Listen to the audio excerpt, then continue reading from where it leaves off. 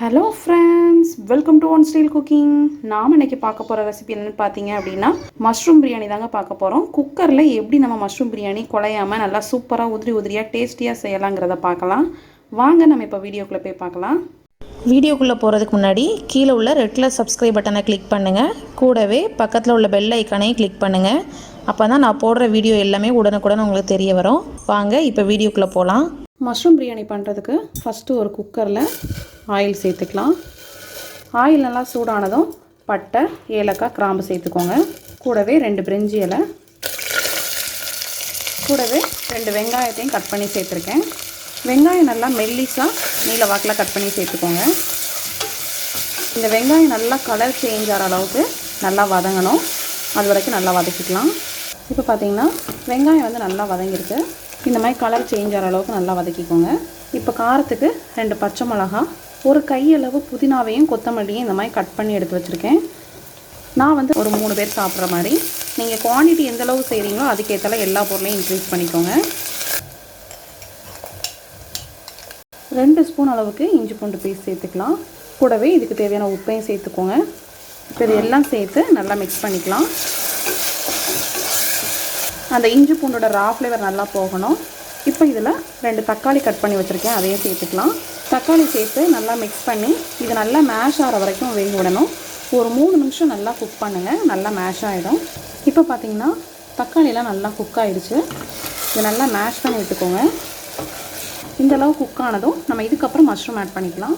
நான் வந்து இன்றைக்கி ஒரு 150 கிராம் அளவுக்கு மஷ்ரூம் எடுத்து இந்த மாதிரி ஷேப்பில் கட் பண்ணி எடுத்துருக்கேன். இதையும் சேர்த்து நல்லா மிக்ஸ் பண்ணிக்கோங்க. மஷ்ரூம் சேர்த்து தண்ணி சேர்க்கக்கூடாது, ஏன்னா மஷ்ரூம்லேருந்து நம்மளுக்கு தண்ணி எல்லாம் நல்லா வெளிவரும். அதனால் மஷ்ரூம் சேர்த்து நல்லா அந்த ஆயிலே நல்லா வதக்கி விட்டுக்கலாம். இப்போ இதுக்கப்புறம் நம்ம மசாலா சேர்க்கலாம். இந்த மஷ்ரூம் பிரியாணிக்கு வந்து பார்த்திங்க அப்படின்னா 1 ஸ்பூன் அளவுக்கு சில்லி பவுடர் சேர்த்துக்கிறேன். ஃப்ளேவருக்கு வந்து பார்த்திங்க அப்படின்னா வீட்லேயே அரைச்ச கரம் மசாலா தூள், இதில் பட்டை, ஏலக்காய், கிராம்பு இந்த 3 மட்டும்தான் சேர்த்துருக்கேன். அதை வச்சு செஞ்ச பிரியாணி மசாலா. இது ரொம்பவே ஃப்ளேவர்ஃபுல்லாக இருக்கும். ஒரு 1/2 டீஸ்பூன் மட்டும் கொத்தமல்லி பவுடர் சேர்த்துக்கலாம். இது எல்லாம் சேர்த்து நல்லா மிக்ஸ் பண்ணிக்கோங்க.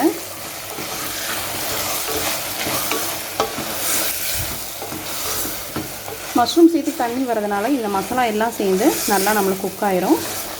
மஷ்ரூம் பிரியாணி செய்கிறப்ப கவனிக்க வேண்டியது வந்து பார்த்திங்கன்னா இந்த மஷ்ரூம்லேருந்து தண்ணி வெளிவந்து அது நல்லா மஷ்ரூம் சுருள்ற வரைக்கும் வந்து பார்த்திங்கன்னா தண்ணி சேர்க்கக்கூடாது. அதுக்கப்புறம் தான் நம்ம தண்ணி சேர்த்து குக் பண்ணணும். இப்போ அந்த தண்ணியெல்லாம் நல்லா வெளிவர ஆரம்பிக்குது பாருங்கள். இந்த தண்ணியெல்லாம் வெளிவந்ததுக்கப்புறம் நம்ம தண்ணி சேர்த்து ரைஸ் சேர்த்துக்கலாம். இப்போ பாருங்கள், மஷ்ரூம் எல்லாம் குக் ஆகி அந்த ஆயிலெலாம் நல்லா பிரிஞ்சு வந்திருக்கு. தண்ணி எதுவுமே இல்லை. நீங்கள் தண்ணி இருந்து நீங்கள் மெஷர் பண்ண தண்ணியை சேர்த்திங்க அப்படின்னா வாட்டர் வந்து அதிகமாகி நமக்கு ரைஸ் வந்து ஓவர் குக் ஆகிரும், ரொம்ப குழஞ்சிடும். அதனால் தண்ணி வற்றினதுக்கப்புறமா நம்ம தண்ணி சேர்த்துக்கலாம்.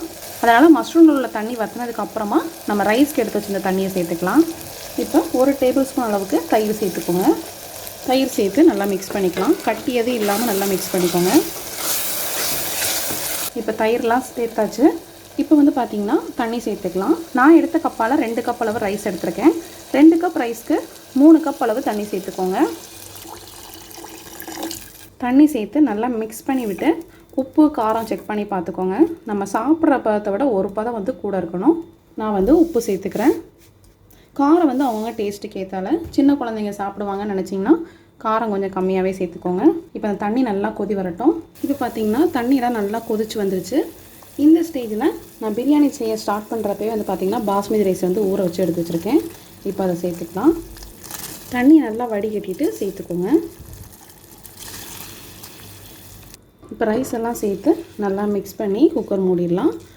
உங்களுக்கு தேவைப்பட்டுச்சுன்னா நீங்கள் வந்து லெமன் ஆட் பண்ணிக்கலாம். எனக்கு வந்து தயிர், தக்காளி எல்லாம் அதோட புளிப்பே கரெக்டாக இருக்குங்கிறதுனால நான் லெமன் எதுவும் ஆட் பண்ணல. இப்போ உப்பு காரம் எல்லாமே கரெக்டாக இருக்குது. இந்த ஸ்டேஜில் நம்ம குக்கர் மூடி விசில் வச்சிடலாம். 2 விசில் வந்ததும் ஸ்டீம் எல்லாம் அடங்கினதுக்கு அப்புறமா நம்ம ஓப்பன் பண்ணிக்கலாம்.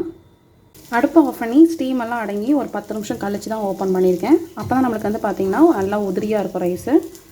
ஸோ பாருங்கள் எந்தளவு குலையாமல் சூப்பராக இருக்குன்ட்டு. ஃபைனலாக கிளறப்ப கொஞ்சமாக நெய் சேர்த்துக்கோங்க. நெய் சேர்த்து நல்லா மிக்ஸ் பண்ணி விட்டுக்கோங்க. ஸோ பாருங்கள் நல்லா சூப்பராக இருக்குது. ஃப்ளேவர் எல்லாமே ரொம்ப நல்லாயிருக்கும், நல்லா உதிரியாகவும் வந்திருக்கு. ரொம்பவே சூப்பரான டேஸ்டான நம்மளோட மஷ்ரூம் பிரியாணி ரெடி ஆகிடுச்சு. கண்டிப்பாக நீங்களும் இந்த மெத்தடை ட்ரை பண்ணி பாருங்கள். இந்த ரெசிபி பிடிச்சிருந்துச்சுன்னா நம்ம சேனலை லைக் பண்ணுங்கள், ஷேர் பண்ணுங்கள், சப்ஸ்கிரைப் பண்ணுங்கள். இந்த வீடியோ பற்றின கமெண்ட்ஸையும் கமெண்ட் பாக்ஸில் தெரிவிங்க. நெக்ஸ்ட் ஒரு சூப்பரான ஒரு இன்ட்ரெஸ்டிங்கான ஒரு வீடியோவில் மீட் பண்ணுறேன். தேங்க்யூ.